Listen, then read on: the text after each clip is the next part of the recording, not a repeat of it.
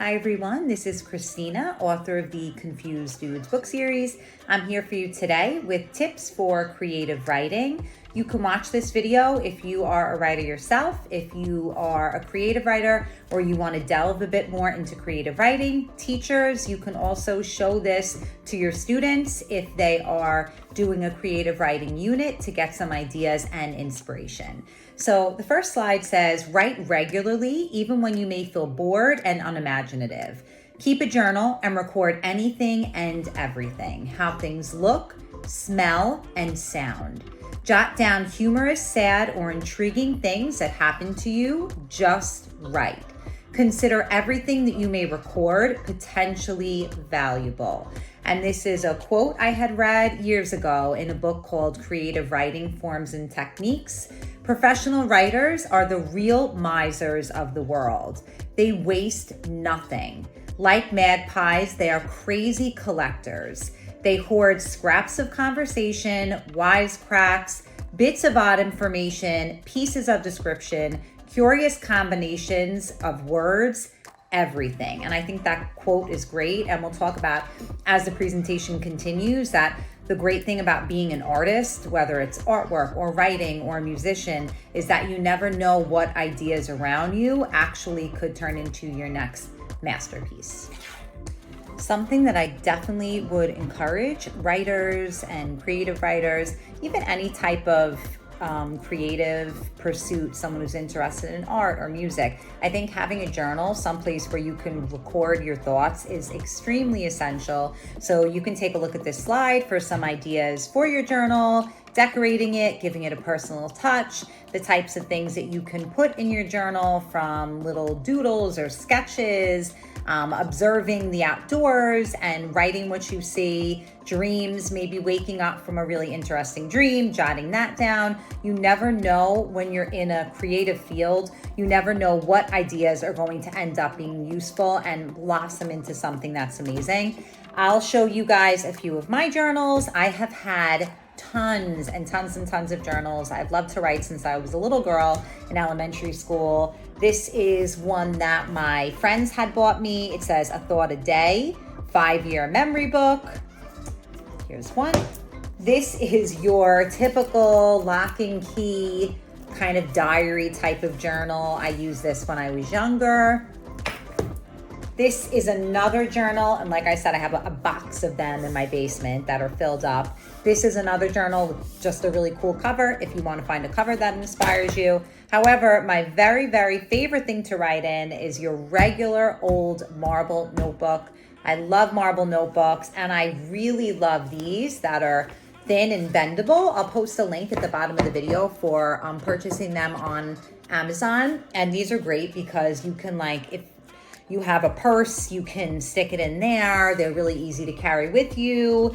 And I just put my initials on there. I've done that since I was a young girl. And there you have your journal. So you have a lot of options for having that essential component with you that you can be sure you can always record any idea that pops into your head.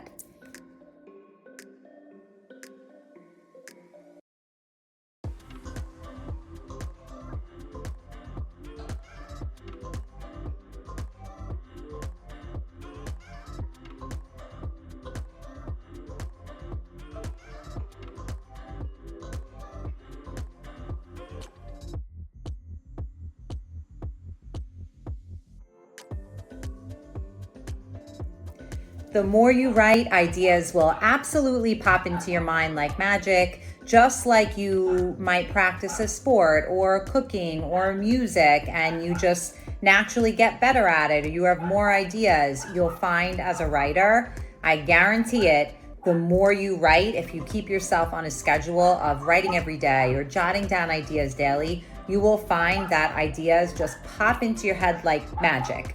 You might wake up from sleeping, you might be in the shower, you might be in a car. That's why it's good to always have even your phone and your notepad, a place where you can jot this down.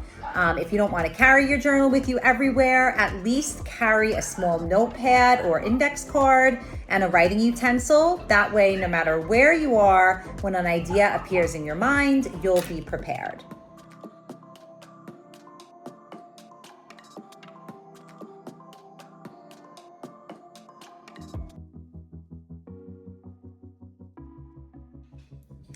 Here are some tips for getting inspired or waking up your muse. Take a different route home and observe your new surroundings. Be an observer. Observe the sky, an ocean, a tree, a peach, anything. Immerse yourself in other creative pastimes. Learn a new language, take up watercolors, take a dance class. Be an observer of people. I feel that this is a great way too to hone in on your dialogue creating skills. Take note of how they speak, dress, gesture. I know I am one of those people who cannot speak without moving my hands. Let your imagination go, fantasize, and daydream. And read. Read novels, newspapers, magazines, comics, cookbooks, poems, brochures. You get the hint. Anything you can get your hands on.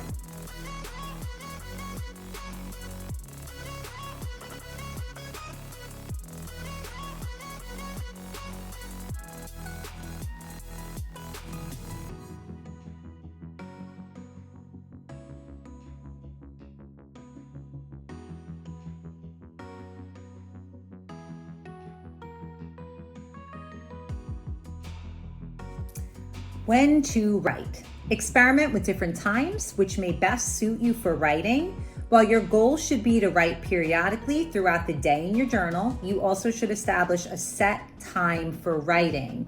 Not texting, not watching TV, not talking about writing, but actually writing. This might be in the morning, afternoon, or evening. Experiment with times and just see what works best for you. Where to write. Try to find a location that fosters uninterrupted writing. This may be your room, basement, outside. Perhaps you may wish to create your own creative space by adorning a particular location with inspirational pictures and quotes. I used to like to do this a lot, like maybe lyrics from songs that made me feel inspired. You could even have a spot where you're playing music in the background. I feel like music and writing poetry has always gone together really well for me as far as evoking emotions. That would just enhance the writing of my poetry. If you want to be very prepared in your own little writing spot, things that you'll need are a notebook or a journal that you carry with you. Remember my trusty journal. This has gone almost everywhere with me. Pens, pencils, if you like highlighters, have highlighters. Sticky notes are great, especially if you're reading a book or an article and you want to go back to something. Folders are great for organizing. Maybe a sketch pad for some images.